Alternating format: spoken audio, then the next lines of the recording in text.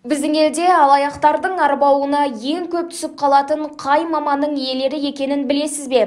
Қазір біз айтсақ сенбеуіңіз мүмкін. Алайда статистикалық мәлімет бойынша дәрігерлер мен мұғалімдер екен. Келес ауданында медицина қызметкері оңай жолмен қомақты қаржыға қарық боласыз деген алаяқтың әдемі сөзін алданып, қолында бары 10 миллион теңгесін әккі адамға ұстата салған. Енді барынан айырылған Келес ауданының тұрғыны өзінің ақшасын қайтара алмай жер сипап қалыпты.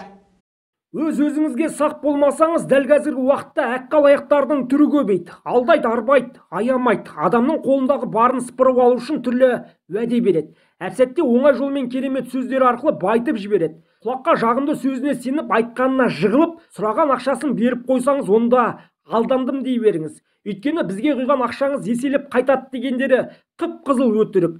Себебі бұл әккі алаяқтардың жаттанды сөздері. 2022 жылы Келес ауданында алаяқтық қылмыстар 75%-ға өсіпті. Алаяқтардан сақтаған дұрыс қой. Интернетте қазір болса қандай рекламалар келеді ғой. Мынанша теңге салсаңыз, сізге 33% ақша шығады, анандай болады, мынандай болады деген мәселе. Сенесіз бе? Осы алаяқтардың құрығына көбіне қоғамның негізгі күші деп саналатын ұстаздар мен медицина қызметкерлері ілігеді екен. Енді Келес ауданы прокурорының орынбасары Шырымбай Нәдірбаев дабыл қақты. Аталған маман иелерімен кездесіп, алаяқтардан қалай сақтану керек екені туралы ақыл айтты. Осы қылмыстардың алдын алу, сіздерге мынау жете түсіндіру, жеткізу мақсатында осыны жинап отырмыз.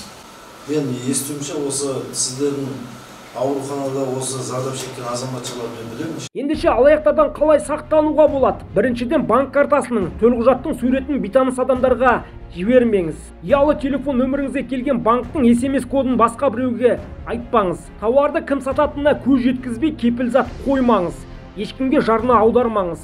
Сондай-ақ ақшаларыңызды бірнеше есеге көбейтіп берем десе сенбеңіз. Ол қаржылық пирамидасы болуы әбден мүмкін.